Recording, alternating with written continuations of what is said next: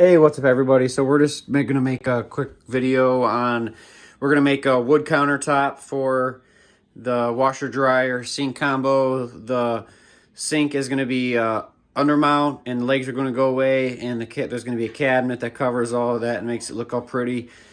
Same with all this other stuff. It's not all done.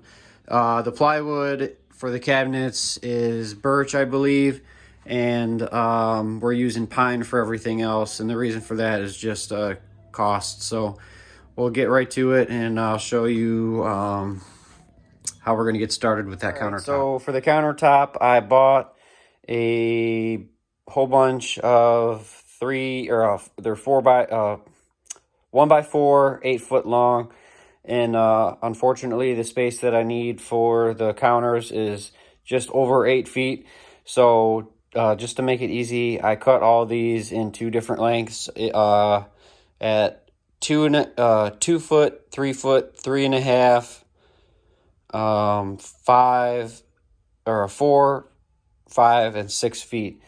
And the reason we did that is so that I can stagger them all and make them basically. I'll be able to make a 9-foot long countertop that way, and cut them all that way. And then we're going to cut them into 1-inch strips, so that way I can turn them on their side and glue them all together, and we'll go over that too.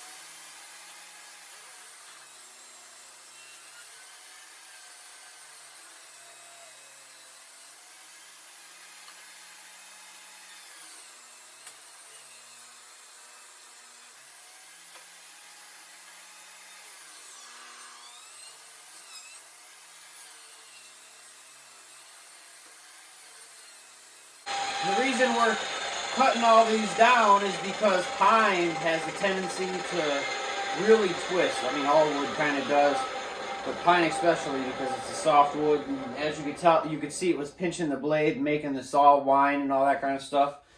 So what we did is we took those pieces and turned them into 1-inch pieces like this, and then we're going to put them all like this, and then you can see the end grain there. We're going to make it so that all the grains aren't doing the same thing. So we got one piece that's going like this, and then we'll do another one where it's going like this. And what that'll do is, when you use a good glue like Titebond, it'll it's gonna adhere these together, and then these pieces individually will want to fight each other, and then the glue will hold them and they'll keep each other from moving around. Now, if you did it so that all the end grain was facing the same way, it could end up curving or cupping a lot more. So this helps it from doing that.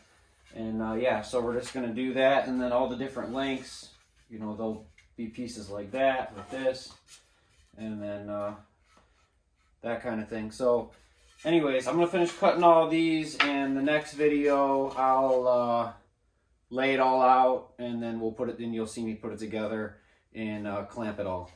Thanks for watching, like and subscribe, and we'll see you next time.